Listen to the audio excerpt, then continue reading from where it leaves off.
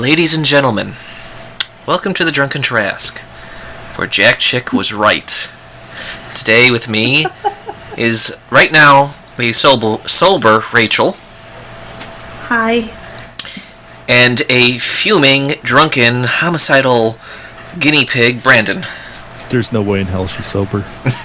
Actually, I am sober. I am entirely sober. Last time I was on caffeine. This time I am not. Yes. Now, ladies and gentlemen, Jack Chick, for those of you who don't know, was an evangelical comic book writer who pretty much did these thumbnail little things about the evils of X, Y, and Z. One of them was, I believe it was called, was it Dark Dungeon? Dark Dungeons. Yeah, Dark Dungeons. And it was about, you guessed it, Dungeons and Dragons. Now, I laughed when I saw this, and I think we all can agree. When we first saw this, we all laughed our asses off, right? Yes.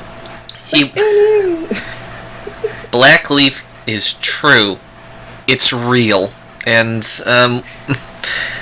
well, let's talk about the simple fact of, as much as I think it would be better off used as a metaphor of not being too connected to your characters, we actually had one of these people who pretty much went down Dark Dungeons route of over-obsession of your character, and I'm going to tell you this, guys, this kills the party and fun of a game in the long term, and I'll let Brandon and Rachel continue in the enjoyment of actually experiencing a player like this. No, really having a complete psycho that honestly has problems grasping fantasy and reality, like the difference there. Mm-hmm. Really, that kills the game.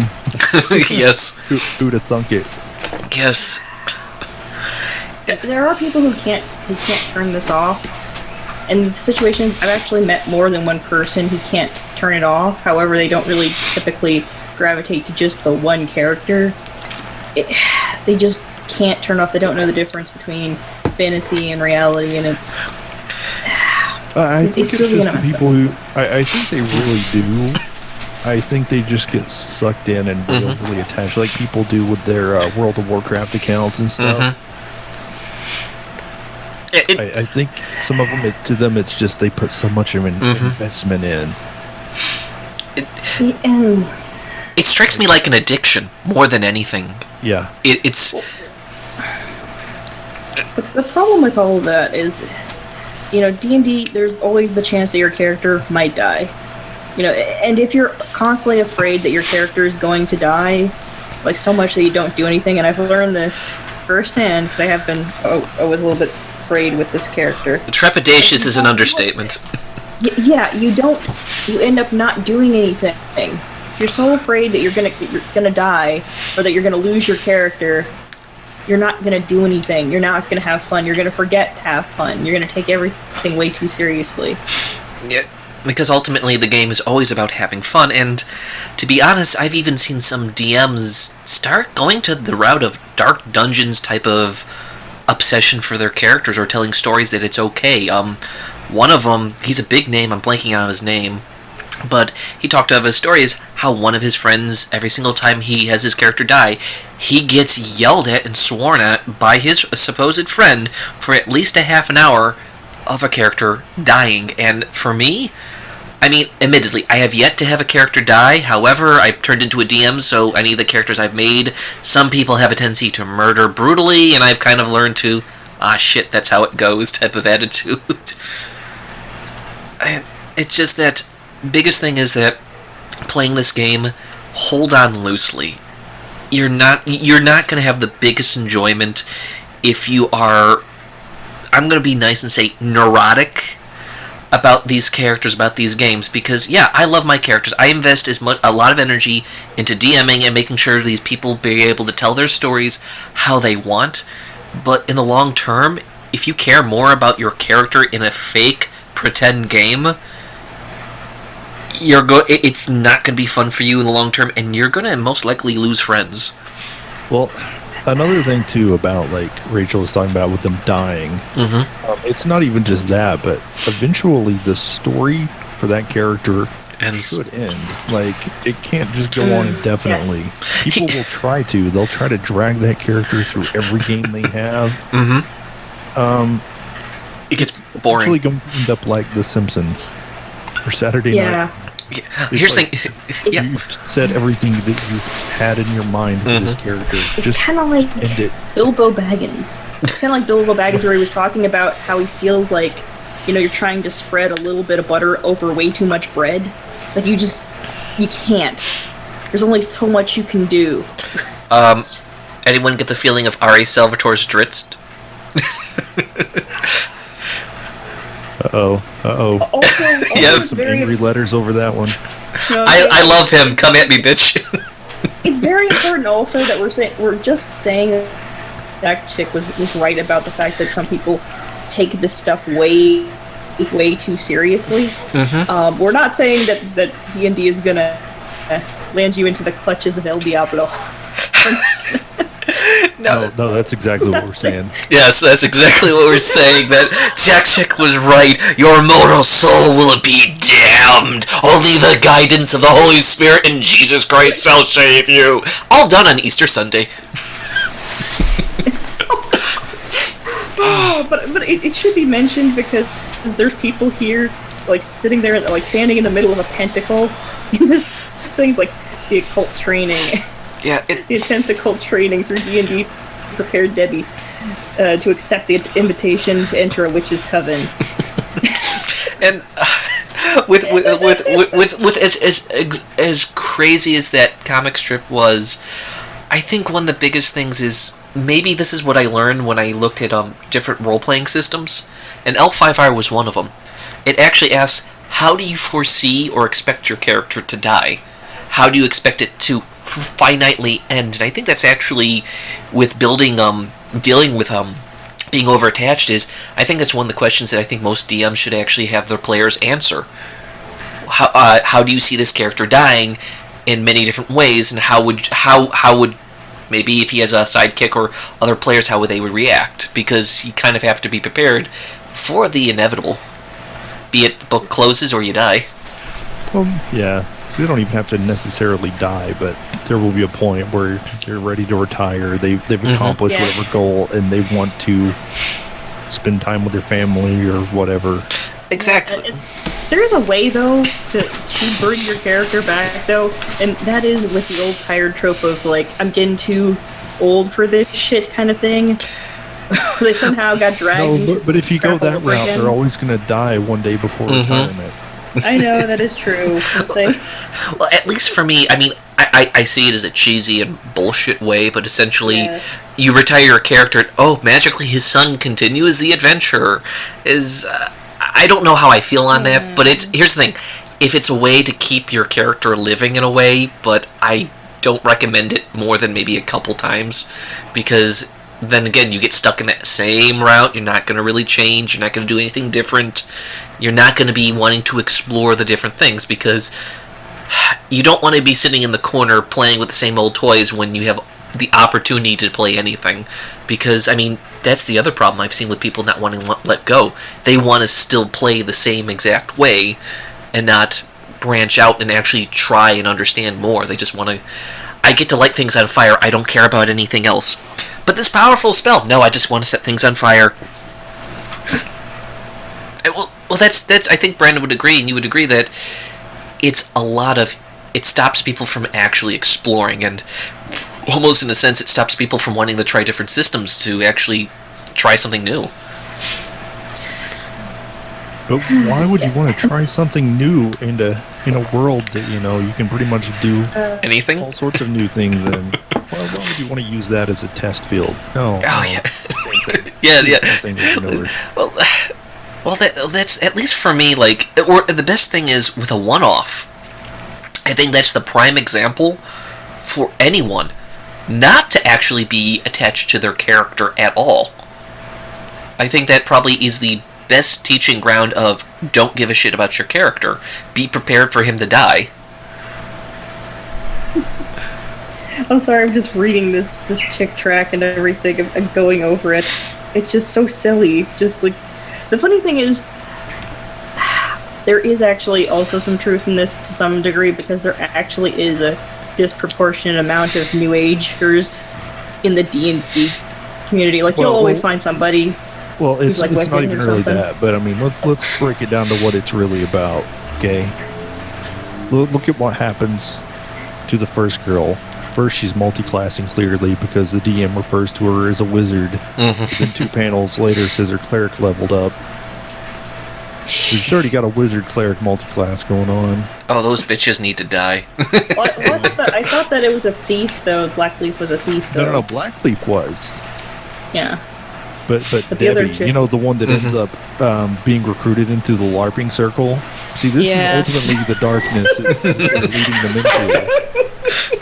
Hey, wait. At least they're not leading them into the darkness of the Masquerade vampire. Oh, God, yeah, Vampire the Masquerade. At least it's not Vampire the Masquerade. No, but see, I think that's what it really is. Oh, Lord, how they're it could be. dressed. It really could be.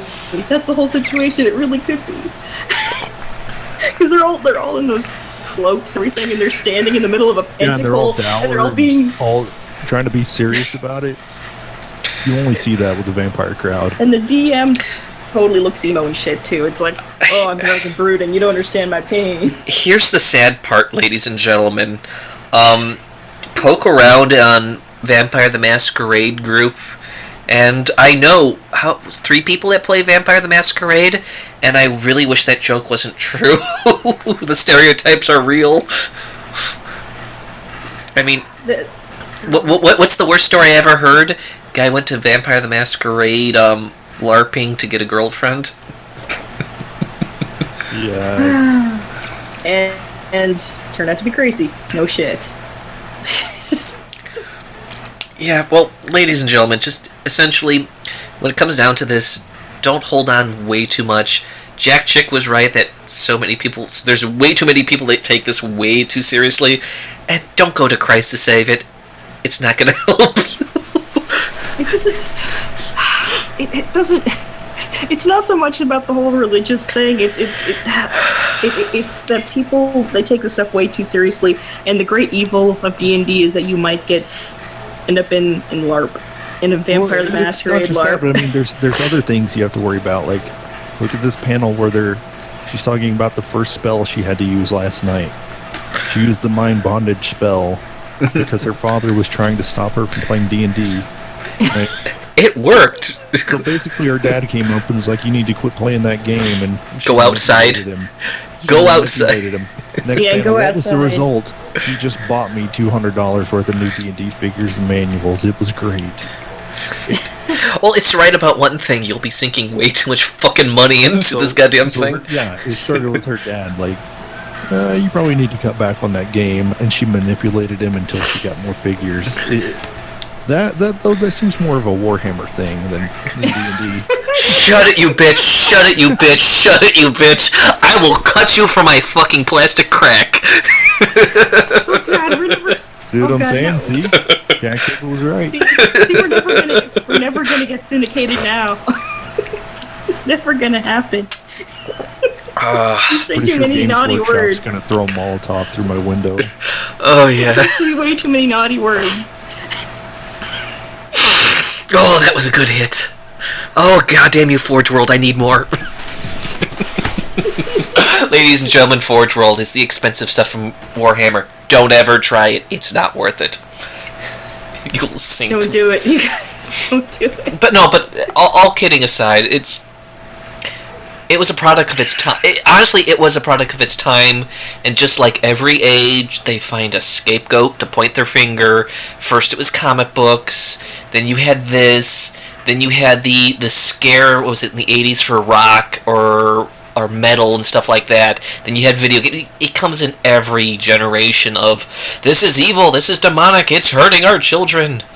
It's just kind of funny that there's that kernel of truth, but it's usually those people who don't let go. It's usually people trying to be edgelords. The funny thing, it was inadvertent how they displayed the truth. It's like they're making Satan to be the culprit when it's really just edgy. people with People trying to be edgy. it's mostly Trying to be people with edgelords. obsessive disorders that just, they get sucked into things. Yeah. And it's kind of here's the thing. I admit I have a obsessive personality with these things. I enjoy it, but it's also where I start realizing, like, wow, this shit costs money. I'm poor. Fuck this shit. I don't have the money. Think about our friends on Minecraft, Mike. Just those folks. Like, anybody can get to obsessive levels with this stuff. And also, it's important to remember that it doesn't matter what time period it is, there's always teenagers trying to rebel in some way, trying to be edgy, and thinks that nobody understands them or whatever. No one understands my pain. No one understands my pain. It doesn't matter what they're wearing, whether it's black or whatever. Whether it's black or black. Or pink hair and a pigtails and a midget. Pink hair, yeah. Oh, the trench coat's a popular one. Yeah. Oh, the trench coats. Like, I've seen so many of the vampire LARPers. They get like the fedoras and then they get like the black trench coats. But like a lot of them, like, it doesn't make them look cool. It just illustrates how less cool. But I mean, as long as you're doing it for you, that's okay. But they just know usually just end up looking like fat Steven Seagal, or nowadays it's just Steven Seagal. Well, standard. To be honest, there's nothing wrong with loving your hobbies. You ever seen the DM? The DM from my last group actually did look like fat Had the Steven ponytail Seagal. and everything. Yes. Yeah. Yes, he would do that. In fact, we would always joke that he kind of looked like fat Steven Seagal.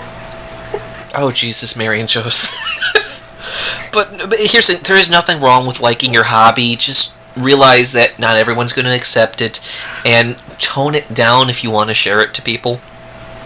Because Respect yourself when you leave the house, okay? I mean, I understand if you're going to the D&D shop, like the comic book store where there's a room in the back. But no, if you're going to the grocery store to pick up some groceries, you're going to get some bucks if you're there in your vampire cape. There were some things though that I actually liked, because again, this comic was inadvertently accurate in certain places. My favorite was that Debbie, who's clearly the favorite at the table. Oh, the DM's girlfriend? Yeah, was able to just stand up and then yell, "You're dead. You don't exist anymore. You just leave." Just leave. And she's like, no. Well, it actually... No one questioned it. Yes. Well, it's kind of par with the course. It's like, it is essentially a subculture that he's kind of pointing the finger at. It's just that no one wants to admit the dark sides of a subculture when you got all the crazy shit that comes in there. Because there's good and bad in it. Like, honestly, most of these games are played by normal people that will just bond over a game, have an enjoyable time, eat, drink, and just have... It's no different than watching Monday Night Football or anything. It's actually pretty fucking wholesome. Like, most of it is actually pretty wholesome. Like, it honestly depends on your DM, but you might as well be eating cookies and punch. Like, not even kidding. It's like might as well be like a church social some of these times. It's not... It's incredibly non-threatening. But then you have these people that will go home after the game and spend, like, their whole rest of the week obsessing over their character. Oh, God. Yeah. I used to be like, yeah, that's crazy. Nobody's going to do that. People have lives, right? Yeah. Some people... You met that person. That's their... Yeah, I met No, but that I've person. met more than one person like that, though. That's the whole thing. More than one person who has who'll have some program or something that helps them to optimize their character. Well, here's the thing. More than one person. More than one. Here's the thing. If you start obsessing over your character, don't bring it inside or outside the game. And if you honestly love them so much, just write a fan fiction crap of it, and don't be waving it in people's faces, because don't drive the rest of the party crazy with it. Yeah. Don't drive someone like me, the DM, who's nice, trying to, oh, you want to do this? Let me see if I can create an event where you have the opportunity. Don't shovel it down a DM's throat, because the DM will, after a while, go, you know what, fuck this shit, because it takes time for the DM to make these things, and players should never be badgering the DM. I would say that just, hey, can I have my character become a war hero? Something generic, then it slowly builds over time. You don't want to be asking day in, day out, week after week, month after month, hey, what about this? What about this? What about this? What about this? because the DM will look down the barrel of a beer bottle and just kind of think, maybe I should crawl in it today, it's too much. Yeah, because no matter how interesting you think your character is, no character is that interesting. No real-life person is that interesting. Yeah. Well, Nope. Well, that's the other thing, is that most of the time when people get so obsessed with their singular character, it destroys a dynamic because it's everyone playing together. This is a group activity, and you have to remember, if you get obsessed with your character, you're shoving the DM out of the way and other players out of the way, trying to force yourself, and it's just gonna rub people the wrong way in the long term. Because, like, I can understand you want to be in the limelight, but if you do that every session, every time, and constantly, or forcing yourself to always be the one that always saves the day, people are going to start looking at you and going, yeah, you know what, dude? They'll talk to the DM or talk to other places, like, this is too much for me. Can I bow out? I don't hate you, I just don't like this player. Because I've even been in those games when the player was doing that, and I was just like, I left. Because it was too much when I couldn't even do anything as a player. It's best just to know what your role is, and then just to do that role, and do it well. If you just do that thing, if you just make sure that you're doing your job, I think everything is just going to be fine for the most part. I mean, you don't even have to shoehorn yourself into a certain role. You just have to play well with others. I mean, there's no getting around it. But Blackleaf is not that interesting. You can't just make him star the show 100% of the time. Exactly. And as all of you know, who in the end, like, what was her name? Wasn't Debbie? It was Marcy? What's her name? The chick who played Blackleaf. It's Marcy. Marcy. Yeah, Marcy killed herself. She hung herself. She's like, it's my fault. I killed Blackleaf. Yeah. I can't go on without alone. Well, here's the sad part. From what I think I can understand of the earlier editions, it was extremely deadly. Am I right, Brandon? Because you had more... earlier editions were... Yeah.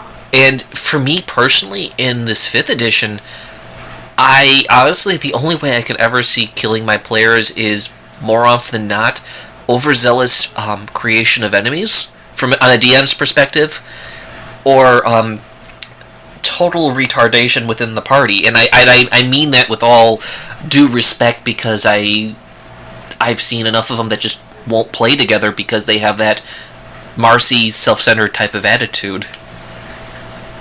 And it just it doesn't go well. And that's the thing, is when a character dies, I've even heard a DM acting like, don't question it. It's like when I almost died a few times in my game in the games I played, my first thought was, what did I do? Could I have done something different so I wouldn't have keeled over and died? And I think that's kind of a healthy reflection, but don't obsess over it type of thing. Like, why did I die? Oh, I was an idiot. I didn't check for traps. I didn't check the room. I charged in. Like, it's basic stuff. Like, when you die, there's essentially a couple options. Either you screwed up, or bad dice rolls, or the DM was an asshole. or the game wants to kill you. And keep in mind, if you have a cleric, and you know there's different ways you can possibly raise somebody if they're down to 0 hit points. Okay, it's don't panic. It's just an imaginary character that means nothing in the long term. Your friends are more important than a game. Did that come out of me? No, Mike. It's all about the game, and to hell with everyone else. Yeah. Claw your way up the food chain to win the D&D. Yes. Remember, guys, friendship is magic. Friendship is magic, and magic is heresy. Ladies and gentlemen, boys and girls, thank you for joining us. Listen to us, our rambles about Jack Chick being right. Oh, my lord, that is so interesting. But next week, if Brandon would like to join us and Rachel has her mic set up properly in under 10 minutes, we'll talk about how... under 10? Yes, under fucking 10. Yes, under fucking 10. I don't want another hour wait, ladies and gentlemen. It takes too long, and when we return, I would like to talk about Starfinder and how it will fail. Trolling name, of course. Thank you, ladies and gentlemen. And remember, stay in school, kids, and don't become a LARPer. or a Vampire Masquerade fan. Good night. Right.